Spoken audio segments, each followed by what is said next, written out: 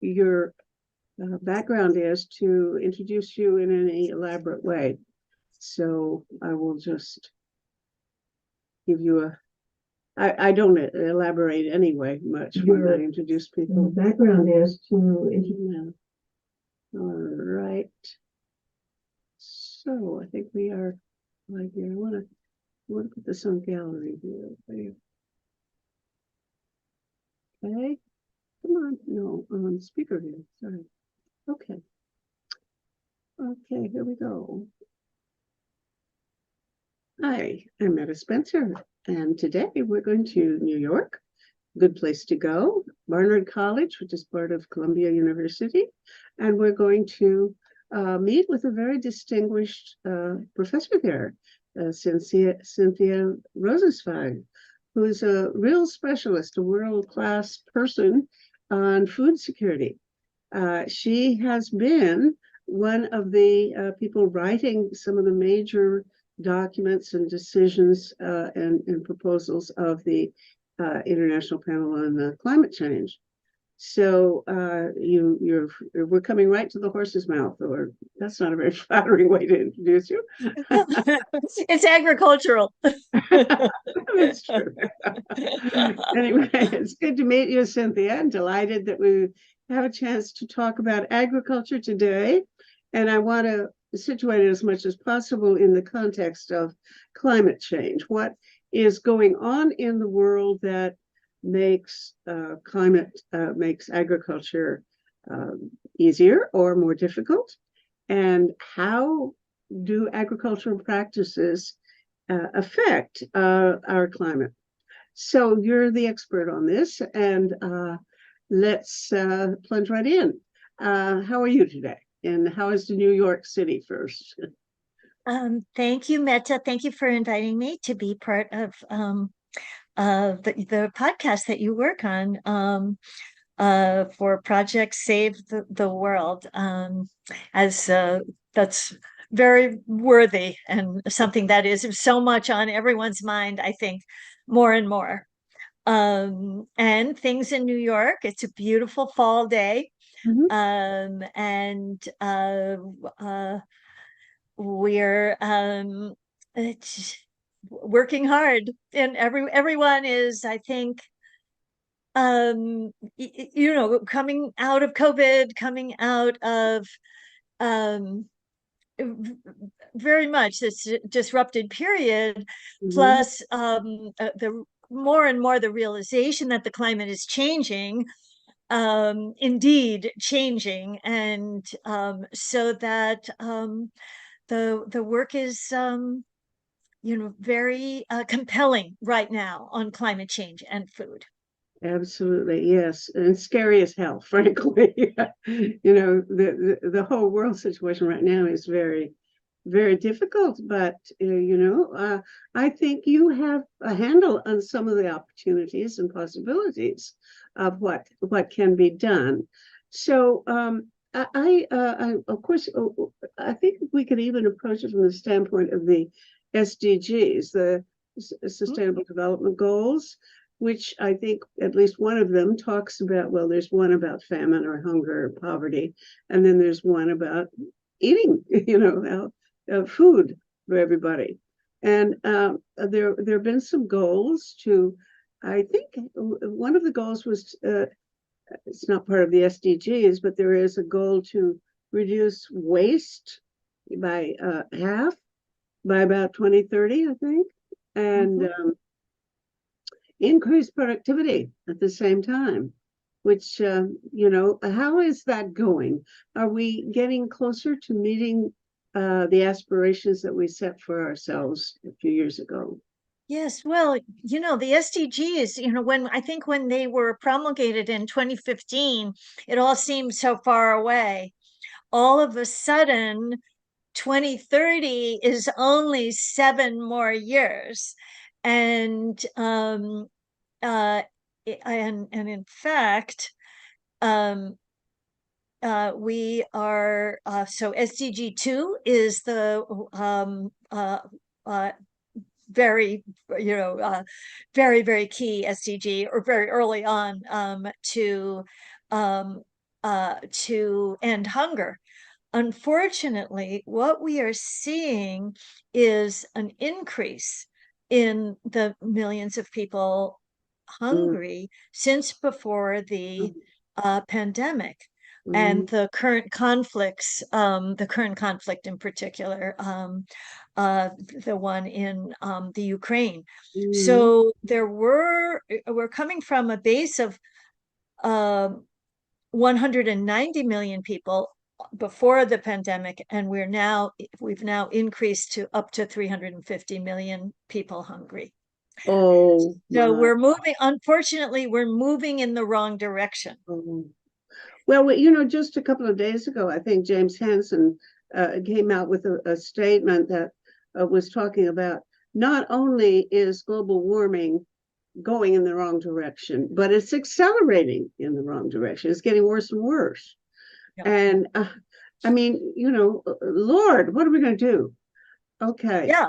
Uh, Let me just I, say, Jim Hansen was my boss for many, many years. oh, So, and he was a very key person in my beginning to meld the climate change and food areas of research, mhm, because he's originally from Iowa. I was a lowly graduate student who came to our institute, the Goddard Institute for Space Studies. mhm. It's NASA and Columbia University and Barnard. And he's from Iowa, and he asked this question when we had one of the results of the first global climate models, with at that time doubled CO2.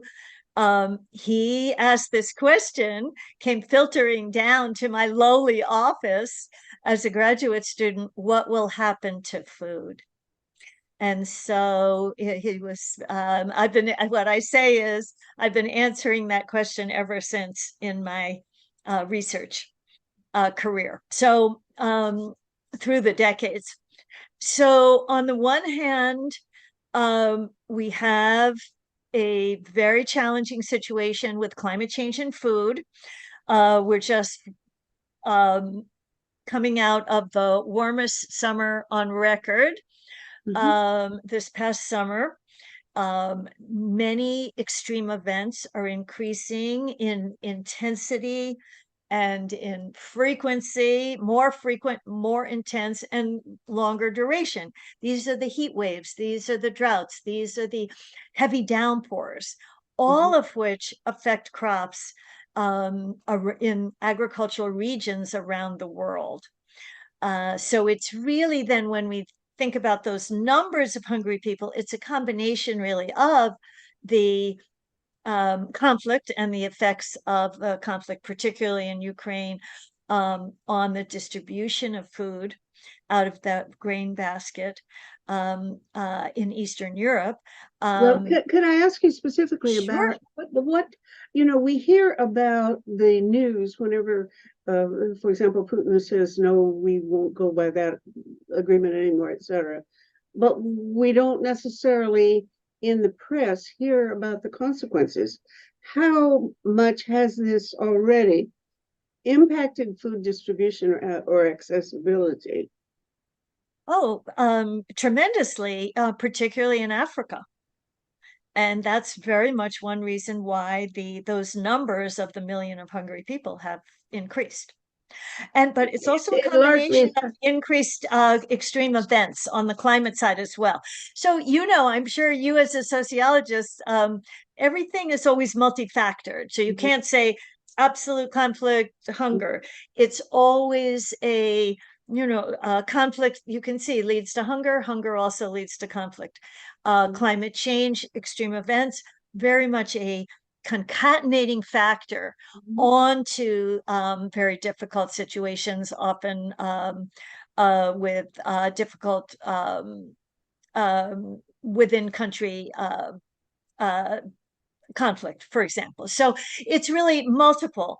But getting back to the climate change, um, what we really have also a very much a two-way street with climate change and food, because not only are there the effects of climate change on the food, but at the same time, the food system has a very strong impact through release of greenhouse gases that are the underlying cause of climate change. So about a third of all the human caused greenhouse gases are from food.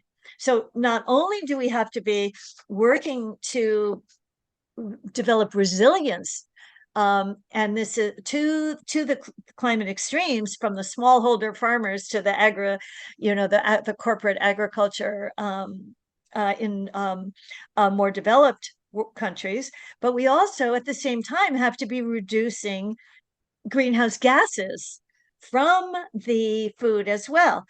So, and that's where, by the way, your food loss and waste can come in. Okay, yeah, how much of it is in the production of food, that is bad agricultural practices, as opposed to consumption and distribution of food and allocation of resources? Well, when we look at the food system as a whole, and that's really where the work is going, because in the beginning it was looking just at kind of the production farming side, but now we really look at it as a whole. And the two major causes of the greenhouse gas emissions from food are, first, clearing of natural ecosystem lands for food production, because the carbon is stored in the trees, and when they're cut down, they release huge amounts of carbon dioxide into the air. That is doing better and is coming down in both developed and developing countries, but it's still very high. So there is some progress there. Then the second major is major source of emissions from agriculture are something you've probably heard about a lot, which is the enteric fermentation, methane production from, in particular, beef and beef cattle and other ruminants. So that's number two.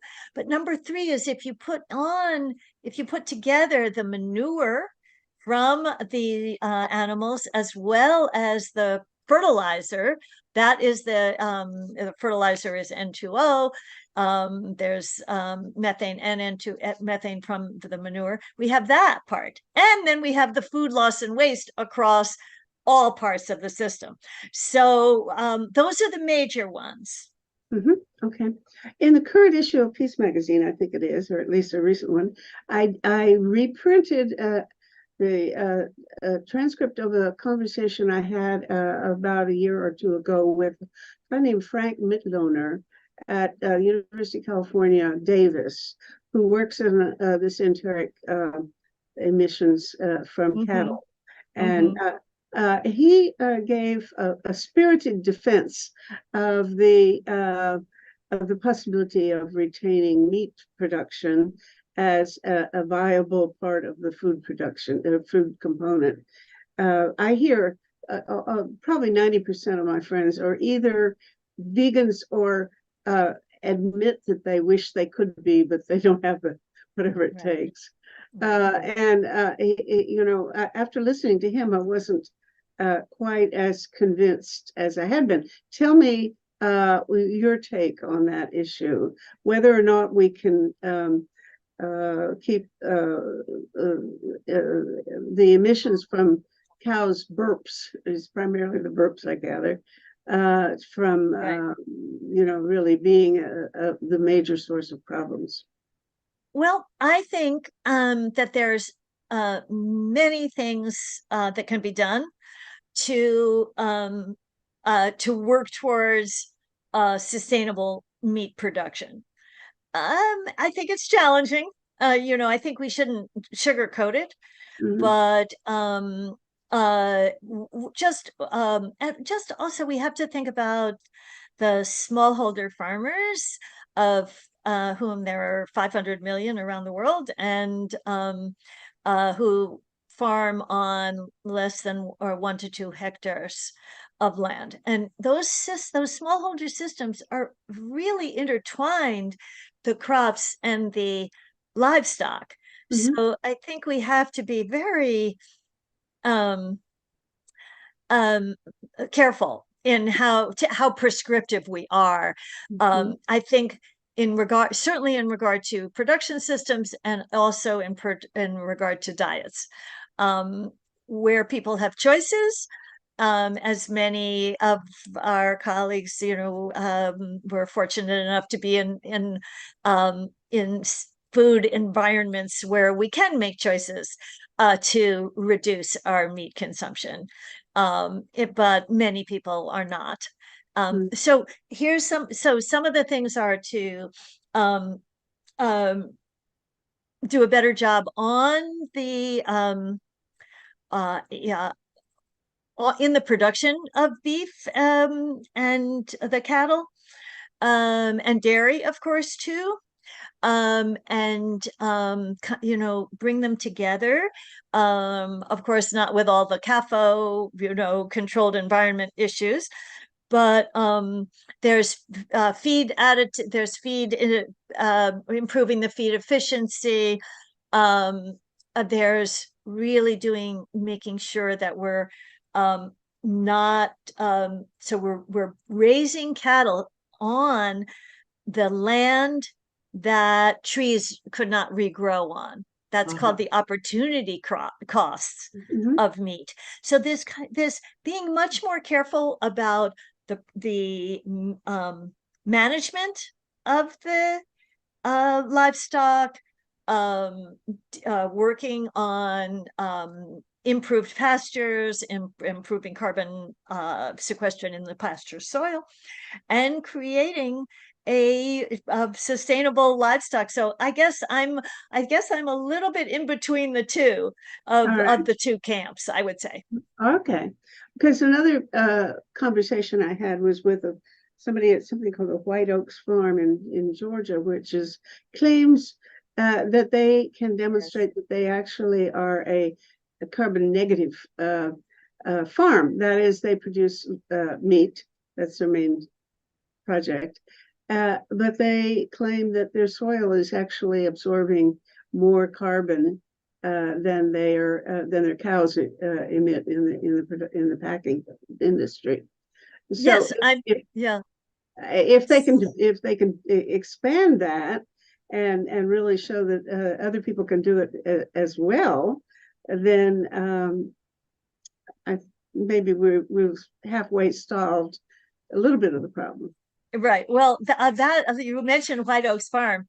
So actually, in our we taught a wonderful class at Barnard actually last summer, Oh, and it was on food journeys. It was called Food Journeys in the New York City Food Shed, and what we one of the um assignments and the cases that we looked at was the White Oak Farm.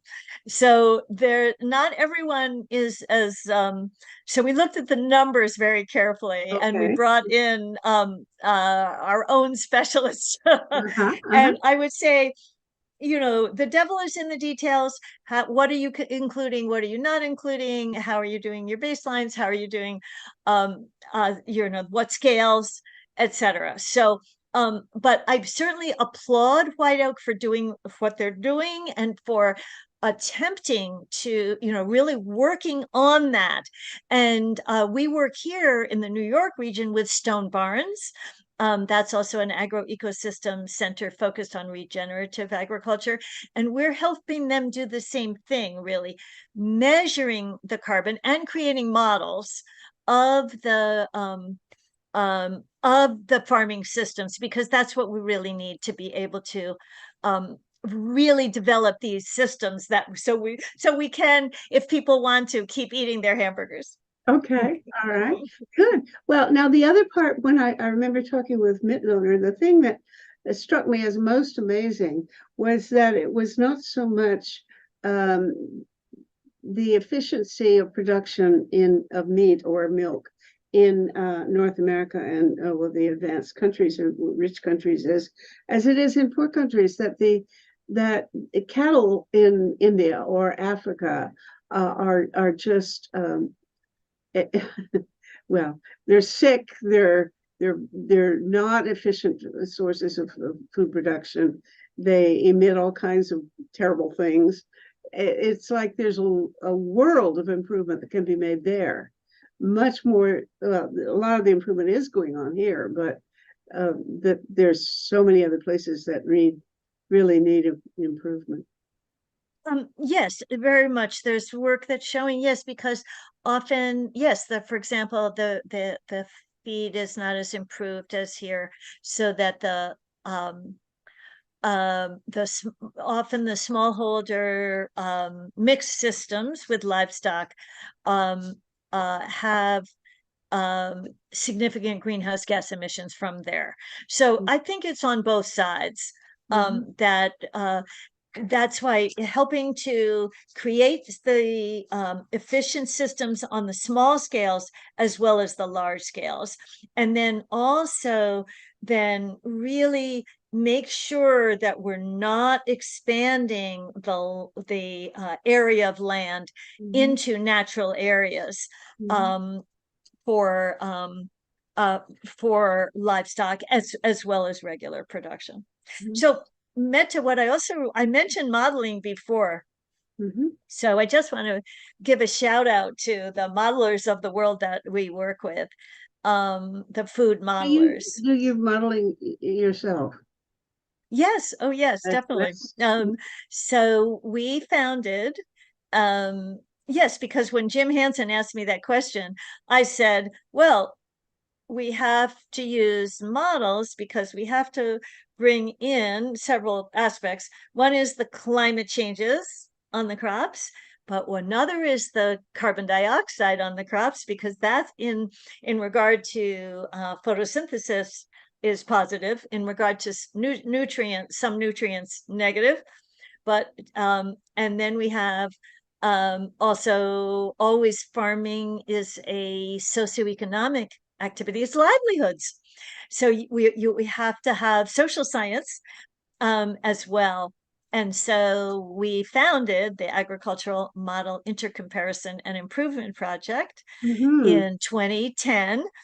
And we have now, over 1,000 modelers worldwide who are really working on all these aspects, both on the two-way street, so one-way street of climate change impacts on the food production, and then on the greenhouse gas emissions as well. So it's called AgMIP. That's I came across that, and I just did a little Google. Didn't get very far, but I did come across that word.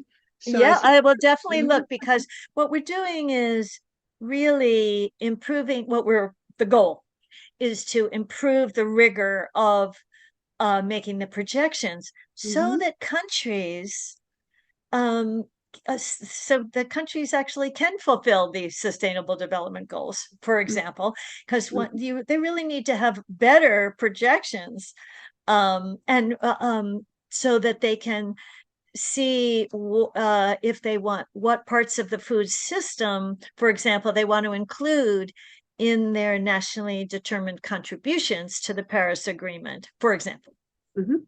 One thing that I'd like that your thought about is rock dust and other seaweed and biochar, et cetera, as soil amendments. I did a series of shows largely about those topics. And of course, I tended to invite people who were into that those approaches, because they're not together necessarily. But I'd like your thought about it as well. How much of a contribution to solving global warming do you think can be made by the optimum use of rock dust applications, or for that matter, biochar, or something like seaweed amendments? Yeah. So when we work with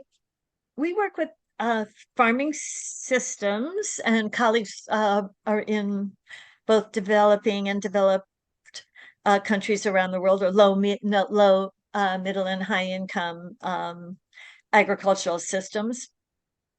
And the way we approach it is what we call adaptation packages. And we first work with the people on the ground who are the agricultural planners and commodity, crop groups, collectives, etc., and also national governments. And we go through a process that is called RAPS, which stands for Representative Agricultural Pathways, or Regional Agricultural Pathways. And it's a visioning exercise with the people there who are actually living and having to do the interventions. And it's how they see their system in their region into the future. And then what we do is we take those visions, and there's usually more than one, right? Well, what if things become very sustainable? And for example, with the use of biochar and seaweed and rock dust, and then what's happened to the genetics of the crops? What would happen to the genetics of the crops? And what would happen to the markets and all the different parts? And then we create model systems around those so we can actually test. And we also test the costs of them, and also then with all of that under changing climate conditions. And then we can then evaluate, it's called trade-off analysis, the actual potential adoption rates of those types of things. So the point, so our take-home points are, there's never just one silver bullet for that's going to save agriculture from climate change. It's just not going to happen that way. It will definitely be, and now we're doing with both mitigation and adaptation. But we're not saying no to anything, and we're not saying just choose one. Okay, good. Well, that's I'm surprised that you're so far along in being able to predict the outcome of application of particular things under particular climatic conditions, etc. That's you're making a lot of progress if you can do that kind of modeling. That's great. Yeah, I mean, we would have to, well, actually, I want to tell you about a very, really exciting and I think and significant project that we're working on now. But what we can do, what we do is, well, we would go to the experts and say, okay, what are the, with biochar, that charcoal, and then in this, how would we modify the soil component of the models, for example. But another aspect, moving from those soil amendments to the crops, there's a new project that is getting going by Dr. Carrie Fowler, whom you might want to also interview for the podcast. He is the special envoy for food security at the U.S. State Department. And he is developing and leading a project now, which is called Vision for Adapted Crops and Soils. And it is focused on indigenous and local crops in Africa. So you may have heard about, they used to be called orphan crops or neglected crops. The big four crops, corn and wheat and soybean and rice, have taken over the world. But every place in the world had also indigenous crops, local crops. And many of these crops are high in nutrition, because nutrition security, it's not just food security anymore, it's really nutrition security that's important. What is distinguished between them? Oh, sure. It's the difference between calories and getting all the macro and micronutrients that you need for a healthy diet.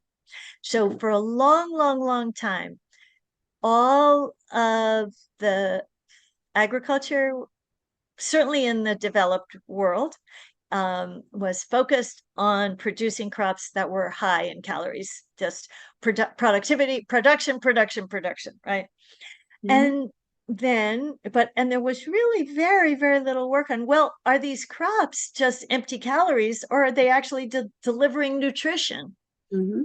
So this project is so exciting because it is going to Africa, and we're working with, it's based really there, with the crop breeders there, and the nutritionists there, and the crop modelers there, um, to really look at these crops. There are hundreds of them.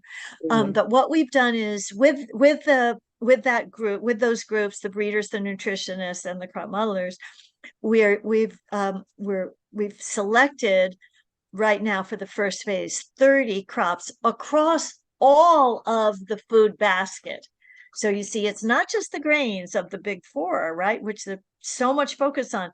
It's the legumes and the tubers and the veggies and the fruits as well.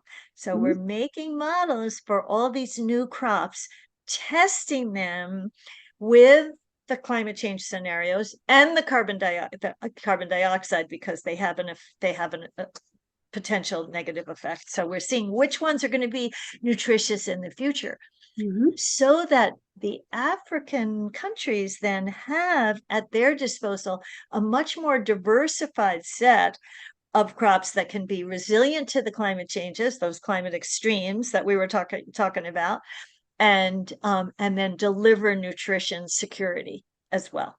Mhm.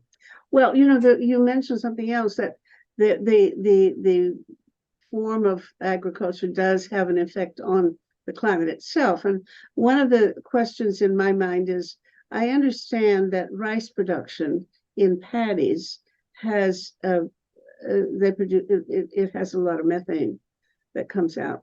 Uh, Yeah. how much do you worry about that? Should people consider switching to, millet or barley or something else instead of rice, because this is maybe has Mhm. such harmful effects? Yeah, well, I'm really glad, Meta, you're raising the rice story. It's very similar to the livestock. You see, rather than, I mean, so people can be choosing whatever diet they want, when there's a food environment that is allows those and enables those choices. But what we're doing with rice, we also just are we've just finished a project in Bangladesh on rice production there, and the project looked at both the methane production from the rice and the climate scenarios. So it Mhm. was looking at the both sides of both directions of the two-way street. And what we do is we take the models and we test ways that paddy rice can be managed to reduce the methane.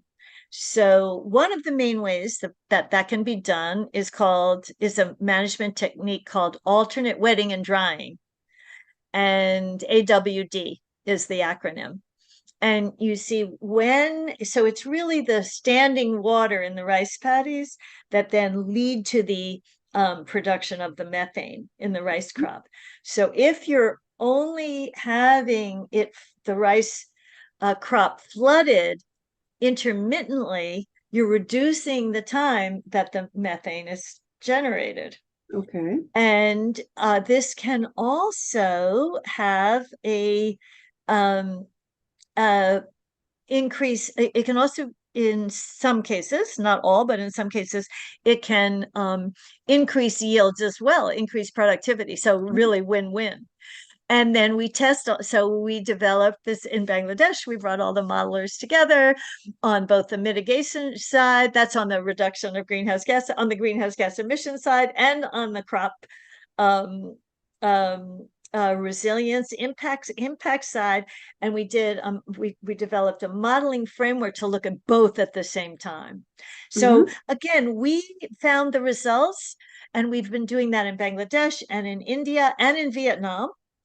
And yeah, we're finding um, really encouraging results in all three areas. I'm just trying to imagine how you do it. You're going to flood it and then you're going to let it dry out. How do you get rid of the water? And where does it go for you to Yes. so Well, that to reflood it the next time?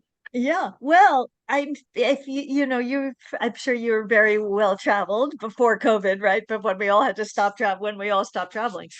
But really surrounding all rice paddy fields, there's an extensive drainage um water drainage system, water supply and drainage system of in some cases pipes, but most often like drainage and irrigation ditches. And that's how then those are then open to flood. And then there you probably, it looks like it's flat, but there's like Oh, drainage built in.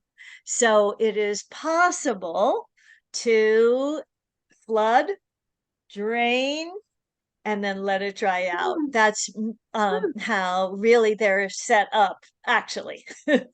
Well, Yeah. it just shows that I was not very observant because one time I was in Japan and staying in a Catholic Zen monastery for a few days out in the country, and they were putting in their rice, and they had little trenches with Mhm. the rice growing in between, and then we'd walk through in this ice water Yes. up to our knees, planting the rice. And I didn't get very far with that because I was afraid I'm going to fall down and wreck everything.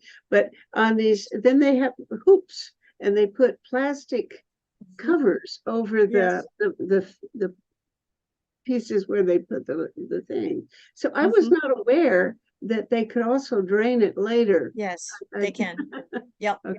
Oh, that's So that's yeah. So there's really potential, so much potential in the management to reduce greenhouse gas emissions. So I wouldn't um and I mean, also rice is such an important crop for so many people, oh yeah, for people couldn't give it up. absolutely right. Yeah. But again, looking at the genetic resources, so you see how it's these adaptation and mitigation packages.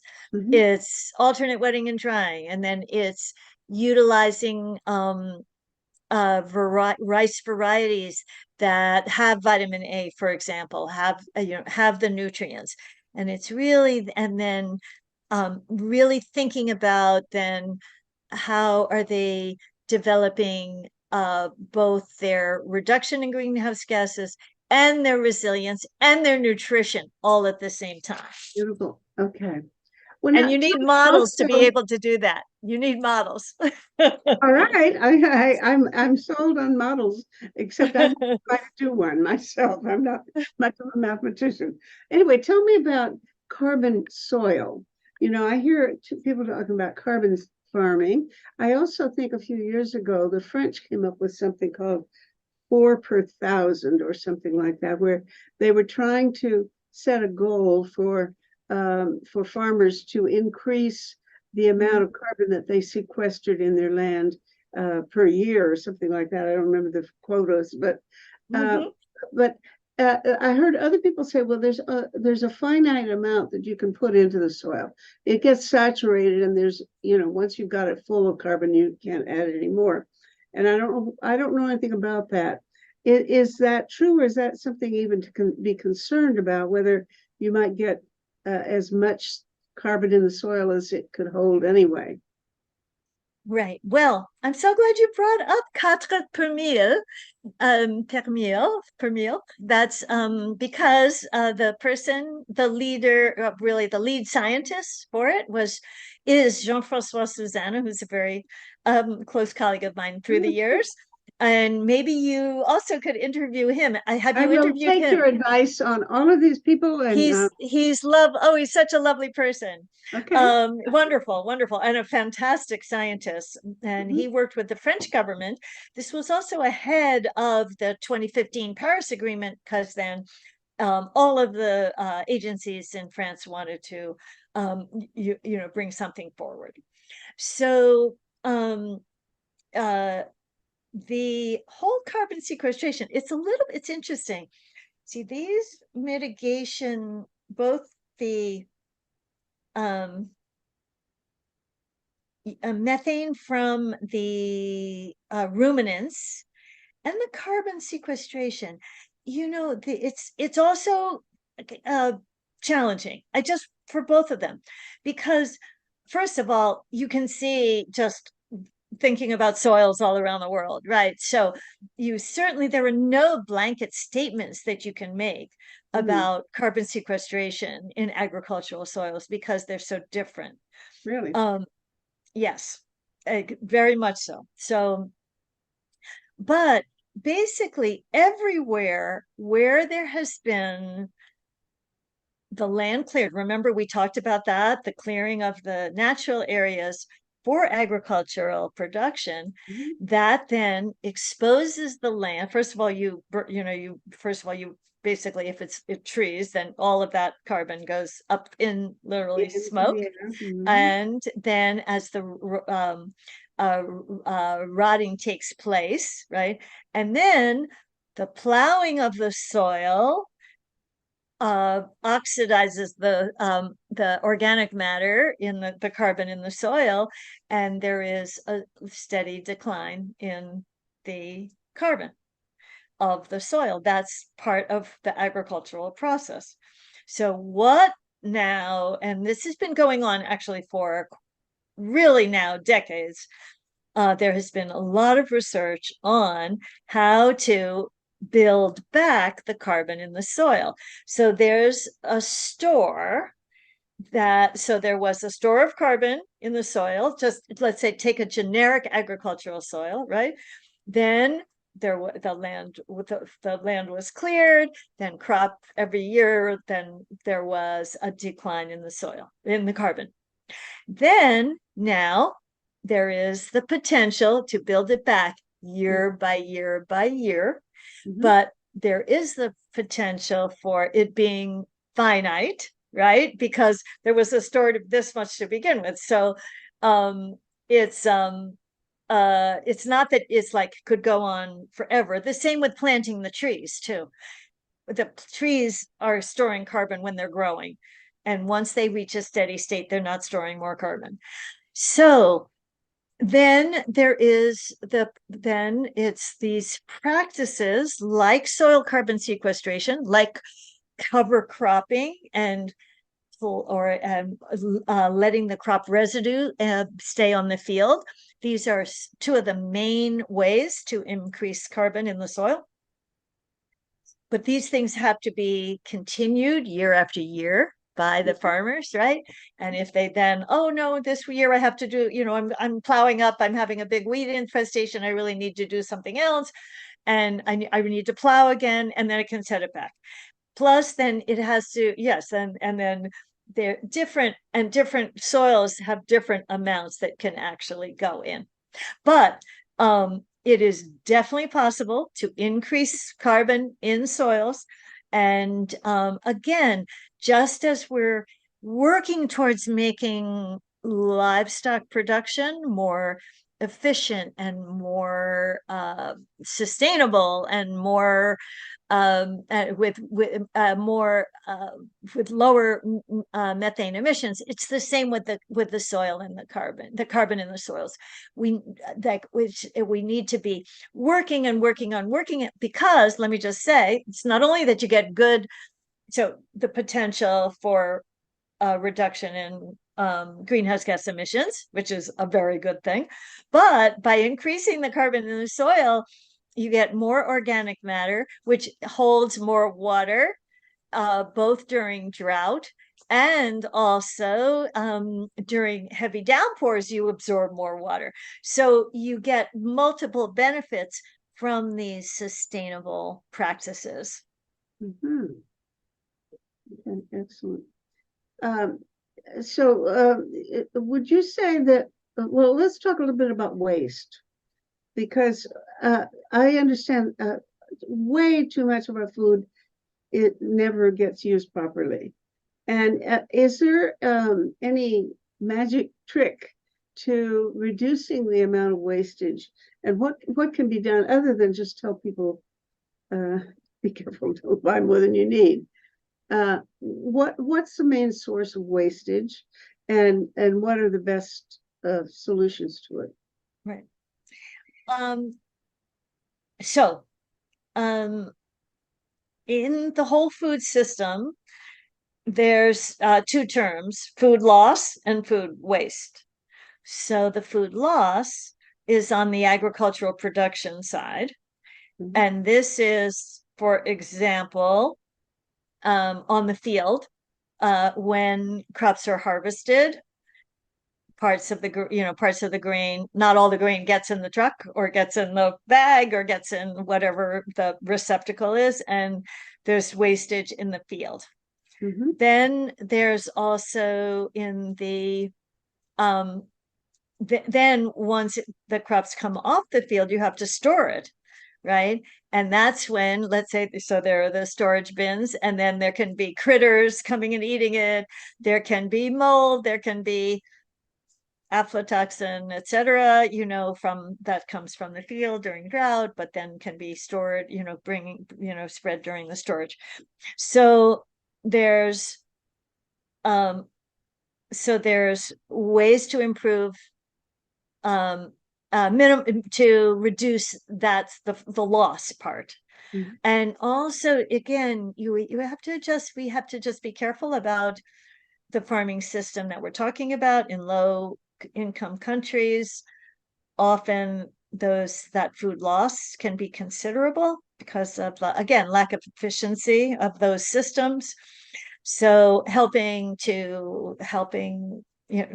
developing ways that smallholder farmers can harvest more efficiently and harvest and store more effectively and efficiently, that reduces the food loss there. Mhm. Then we'll skip over, then there's, at every stage, there's obviously ways that food is then beginning to be wasted, right? Uh, and then but as you go further towards the consumption end, that's when, especially again in the middle and high income countries, this is where, as you were saying, this is really the waste part. But when you put it all together, some estimates, again, these numbers, I would say, it's pretty hard to estimate all of this, right? But it's, some people, some of the numbers say it's about a third of all the food that's produced is then lost or wasted. That's a huge And amount. it is, you're talking about food that is consumable. It isn't just, Yes. I mean, Oh, absolutely. if it lies around and rots because you don't get it to the store in time. Yeah, exactly. Yeah. So you see, by the way, if we didn't have to produce a third more food for this, Mhm. for the that's lost and wasted, then we Mhm. wouldn't have to use so much land, and therefore we would be reducing greenhouse gas emissions. Mhm. So the Well, is food, there any hope of being able to reduce that by much? well, If it's a again, third, I would say, yeah, I mean, yes. And some of the I think some really cool things have been happening in, for example, France and UK. I think we're starting a little bit more here in the US. I'm here in the US. Um, but it's like, thinking like France, they have the bins in the stores of the not perfect fruits and vegetables, mhm, and the mhm. UK too. And then they do education campaigns about, why does an apple have to be absolutely perfect before we buy it? Right. because think about what happened to all those other ones which had one blemish, for example. So there's a lot of it, I think, is education. Well, you know, I want to educate my friends because I have a grievance. I Yes. I have friends who I guess they feel very much at home because they go to my refrigerator and they pick up something and they see the label that has an expiry date and they just throw it out. They don't smell it, they don't taste it, they don't ask me, they don't look at it, they just throw it out. And I have developed a complete anti expiry date ideology. I tell my friends, don't you dare look at that label. If you want to taste it and throw it out, okay, or smell it, but don't throw it out just because it says so. Am I crazy? Well, I think, yeah, and this is edging into the food safety issue too, which has not has been that hasn't been as much of an emphasis on climate change and food. But I have interacted some again with folks in the UK about this. Um, so I think those, when we think about the whole food system and the way it's organized, right? It's providing livelihoods for many, many, many different people and many in many different roles. And so I think some of these things are partly so that there are, Jobs. there's turnover and jobs, right? To keep the whole thing going. But, you know, I think Meta, obviously, with what you do, we have to, nothing is set in stone, and um this idea of like the food, like a new kind of food labeling, I think would be good, so that the labels are telling you where it's from, how it's grown, what are the greenhouse gases involved. Mhm, um and mhm, by the way, I think you might be also asking about the alternative proteins. That's another big mhm, issue in the field. mhm. And also when we were talking about the meat. So there's also um Okay. I yeah, now so speaking of alternative proteins, I have friends who are afraid of soy.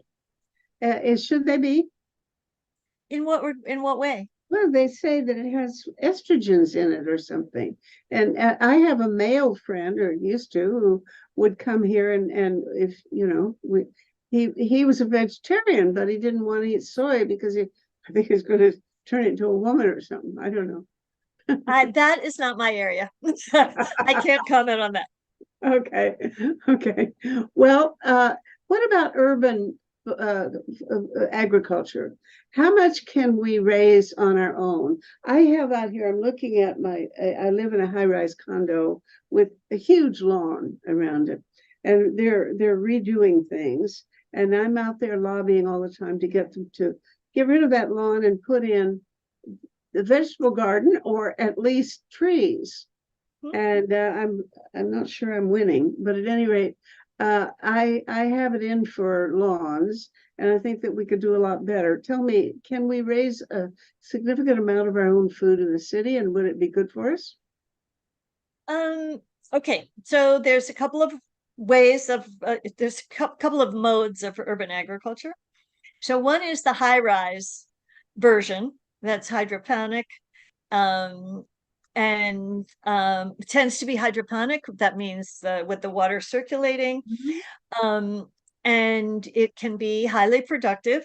What is what you need to be sure about is that it's not what its energy usage is, because if it's very high energy to pump all the water around, then it could be high in greenhouse gas emissions. But it certainly can be very productive for the unit of food produced by the per area. Mhm, Now, then we have, so that's one mode of urban agriculture. Then we have community gardens, mhm, and there they have multiple benefits, so that there can be fresh local produce, but also culturally, you know, for the culture of the people in the neighborhood, so that they can be growing the foods that they want to be growing, um, and also be together in a community activity and not just looking at our screens all the time. It's like a real actual activity together. Mhm.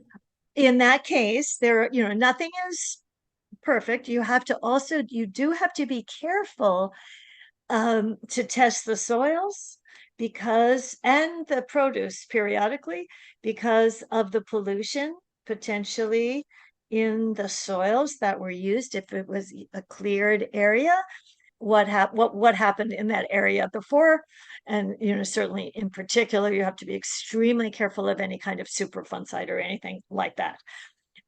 So you need to do that. Plus, then you have the pollution coming from the cars, if from fossil fuel burning cars. So again, but both of these offer, I think, wonderful urban agriculture possibilities. Then you also have peri-urban right outside the cities more, and this is happening with the farmers markets, the green markets. And for example, here in our Hudson Valley, the green market has just been absolutely fantastic, to a program to bring the farmers and farmer livelihoods, provide farmer livelihoods for the farmers in our region, which is not a major agricultural region. Okay, all of that being said, is we still would need to have a food system to bring food into the city. These are all wonderful activities and important, but they wouldn't be enough to, for example, feed the 8.5 million people No, you know, in what New York fraction of City.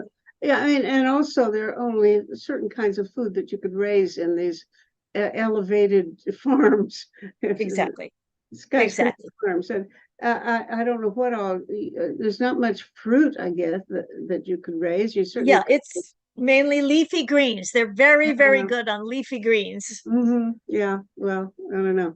Now, what about we're going to wind up pretty quick, but I want to ask you about the whole question of transportation internationally. People, you know, I like durian, for example. So Uh, I have durian from China or God knows where, India someplace, and other foreign fruits, and even, of course, food brought in from California to Canada.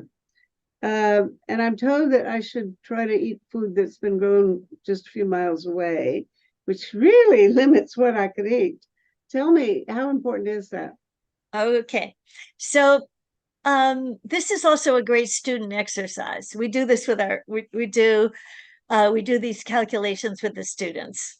What is the entire energy load Mhm. from crops coming from afar and being grown locally? So one thing that's I think probably a lot of people don't know is that, you know, a lot of food is brought by ship, and in general, the greenhouse gases are pretty, you tend to be low. I mean, they're not, it's so that Mm, the energy use from a lot of long distance food transport is not very high. okay. So that's one thing. Another thing is, again, just saying local doesn't necessarily mean for greenhouse gases, low greenhouse gases. For example, we took our class to a local organic farm, and they had composting from New York City, and you know, it was great. It's like great on many levels. But they took us to the greenhouse, you know, which again they were pumping. I think they might have even been pumping CO2, but then the fans and keeping the energy going for the tomatoes. So, you know, what was the energy Mhm. content? So Yeah. again, but again, local has many benefits. Many of it is grown with lower with lower energy because of that lower transportation cost. So, and it has, again, culturally, know your farmer, know your carbon sequesterer, know your, all of that is very significant. So, that's where we are on that. It can be, I think you could still keep eating your durians, select, every once in All a right. while. Thank you so much. This has been so much fun, and I really appreciate this.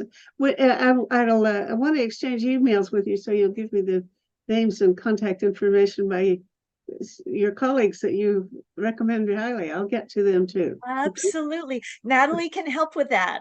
All And right. Natalie help. Thank you for help. Natalie helped set this up. So, and Okay. Meta, wonderful to meet you and to learn about, this amazing podcast that you do. Wow, Thank it's you so wonderful. much. Thank you for I love including every me. minute of it. Thank you. Carry on with your wonderful work.